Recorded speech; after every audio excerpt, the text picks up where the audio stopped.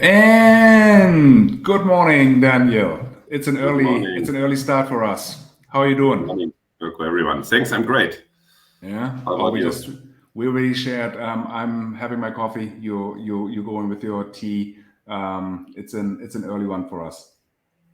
That's right. So, we thought we're going to quickly touch on the big news in the car industry. We always spend a lot of time on LinkedIn, so you've seen that, I'm sure, Daniel.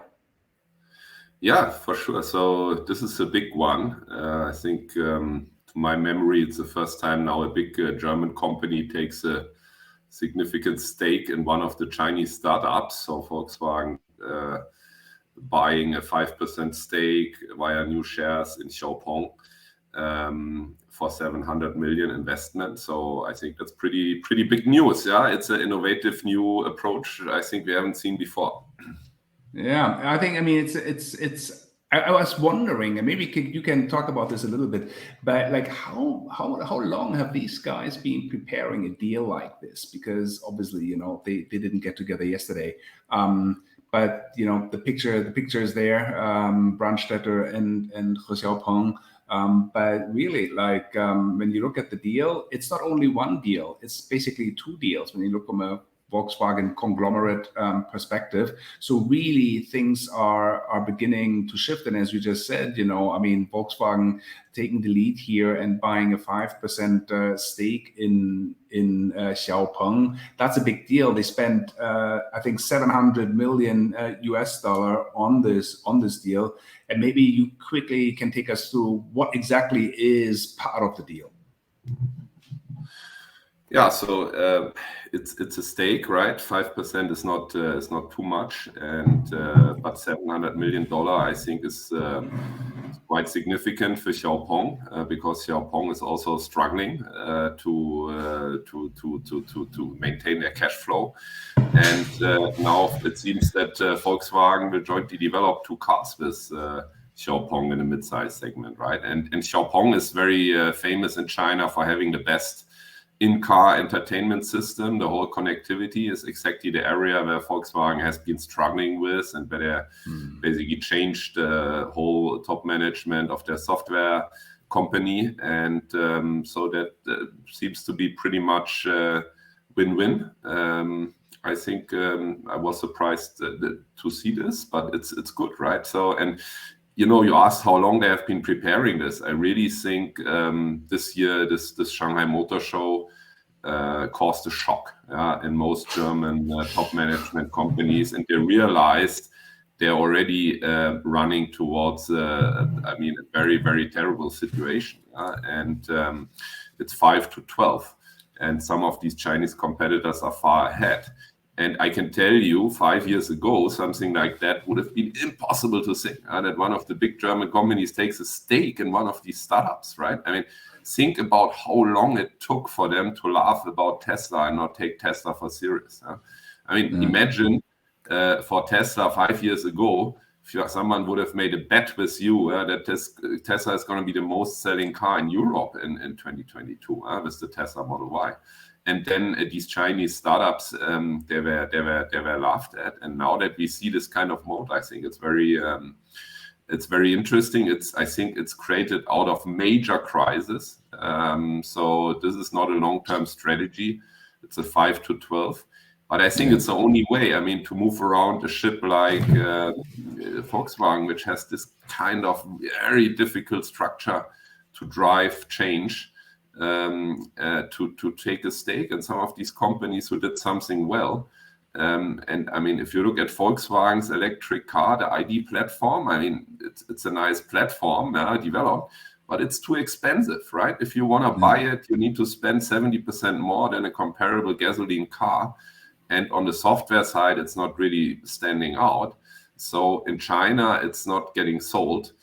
In Europe, it's far behind expectations. So Volkswagen just had to cut their forecast. So the whole EV strategy is coming down. Now all these Chinese brands start to come out and go to Europe. So it's a smart move, in my view, to take a stake and work together. Because if you do it in-house in your big ship, company, it's very difficult to change, right? So this is a way, I think it's an innovative approach. I mean, at that time when we did Byton, we were already thinking about something like this, yeah? But at that time it would have been completely impossible. I'm glad to see that. I think it's a good thing, and this can be one of the ways for the German companies to avoid somehow running into disaster, yeah? New forms of cooperation. Yeah, I mean, it's interesting, and obviously you've been in the car business for a long time. I remember living in my compound in Beijing without my family, and there were a number of BMW and Mercedes Benz expats, and I remember very clearly how, as you just described, they were just pretty much laughing at Neo, Xpeng, Byton. It was, for them, it was like totally ridiculous. Like they have no chance, and see how much the world has shifted. You know, so much about arrogance. But maybe back to the deal. So obviously you're very intimately familiar with those types of deals, and the way I understand it is that they're really using the Xpeng Xiaopeng platform. Then also they will be using the ADAS, which is in their case the NGP, this navigation guided pilot, very advanced, and also some of the V2X part of the technology. So really, it sounds like there's going to be sort of technology service revenue flowing from Volkswagen to Xpeng, and at the same time, Volkswagen is really, like, all they do basically is designing the car, but everything inside the car is almost like a Volkswagen and the Xpeng inside kind of setup. Is that the way how this is going to go down? I think so. I mean, at this point of time, of course, we don't know, but I would assume that in Volkswagens in China, we're going to see this software platform, and we're going to see a few cars on this new Xpeng vehicle platform, which is also engineered quite cost efficiently. So this is win-win for both sides, because Xpeng gets also economies of scale. And Volkswagen really fixes one of these major problems, right? That the in-car electronics is not up to the Chinese market standard. So let's see. Of course, it's just a 5% stake, so we can't expect a kind of things like a merger or something but this cooperation is, in my view, is a good move by Oliver Blume to do something like this. Yeah, and now there's a lot of figures, but you know, in order to understand what's happening with Chinese brands in China, it's quite good to take a look at the premium segment, right? And you know, we have the three dominating German premium brands, BMW, Audi, and Mercedes. And in 2022, if you take a look, they sold all more than 600,000 cars in China. This is down from all-time high of around 800,000 cars. So this is 1/3 of the global volume. And I would assume it's more than 40% of their global profit. This is the total sales column here. You see it was 3.7 million cars in 2022. And so these three brands, they used combined to have a market share of 66% in the Chinese premium segment, which is huge. And they were dominating this, And what you can see now, if you also look at the figures of this year until May, we can see that basically their share is going down a little bit. But now, if you look only from this total sales, this includes gasoline and electric cars. If you look now at the composition of the sales, how many of these are NEVs? This also includes plug-in, but it's mainly electric vehicles, and how many are gasoline cars? So you can see that last year, this share was 28%. And this year, until May, it's already at 34%. In the last months, it's trending towards 40%.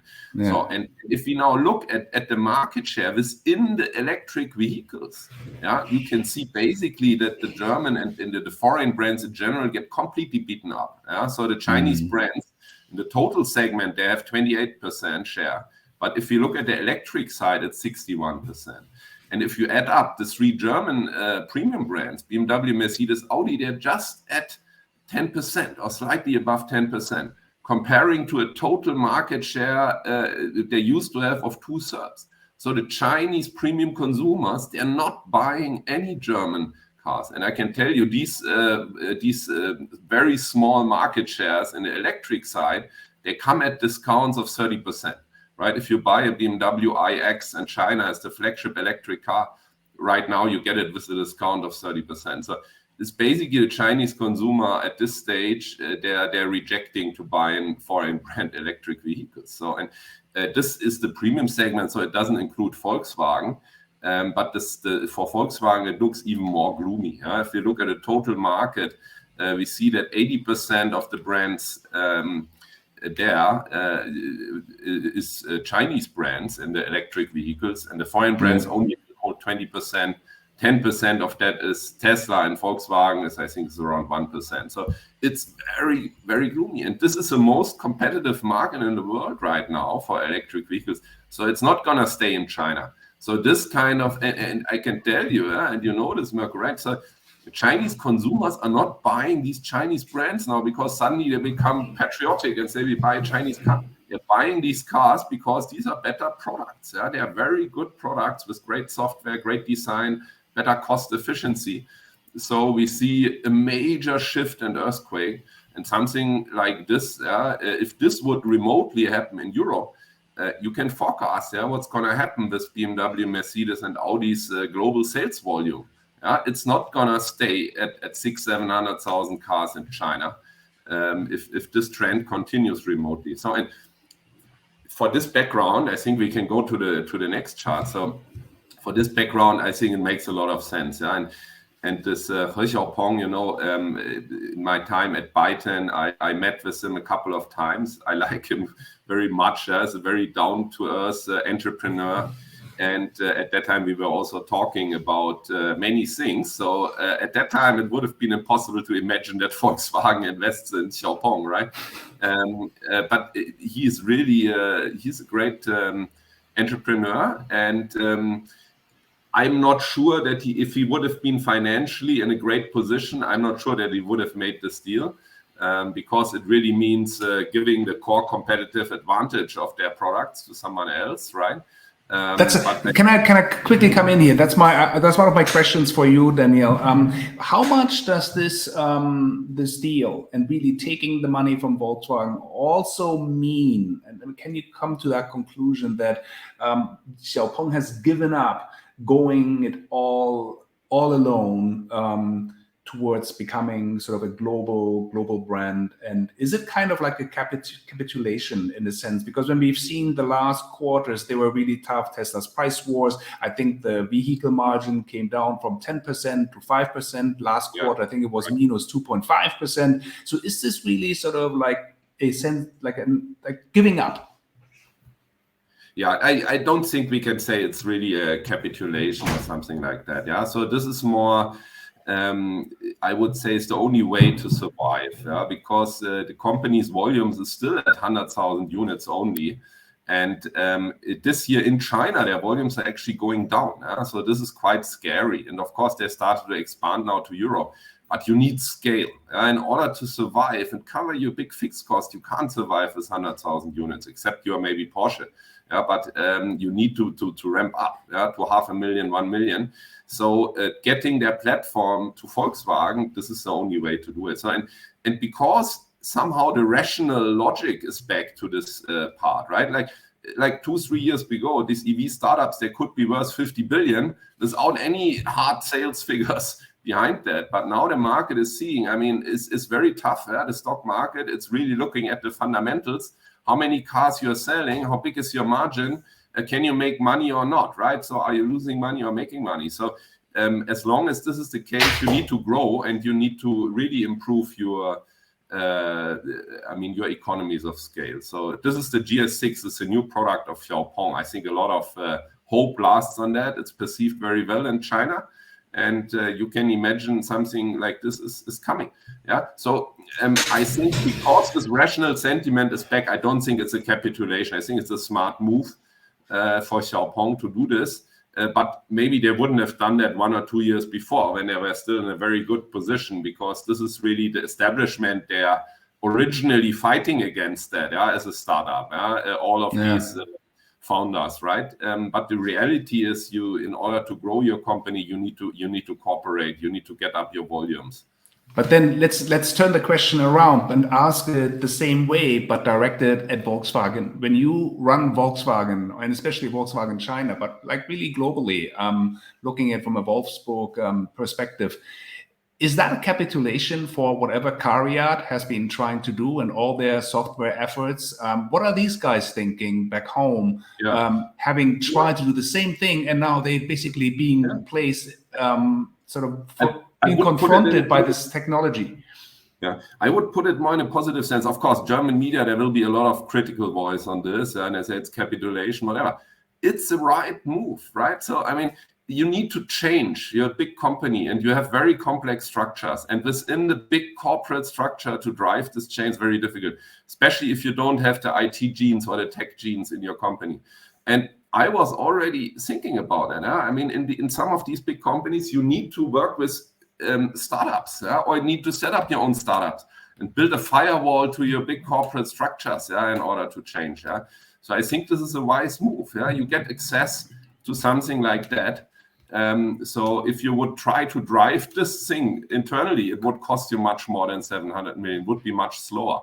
So this is a good move. I don't think necessarily the only saving for all German car companies is now to invest in Chinese startups, right? You need to change faster and more serious, build up your supply chains, be better on the in-car technology and smart entertainment and so on.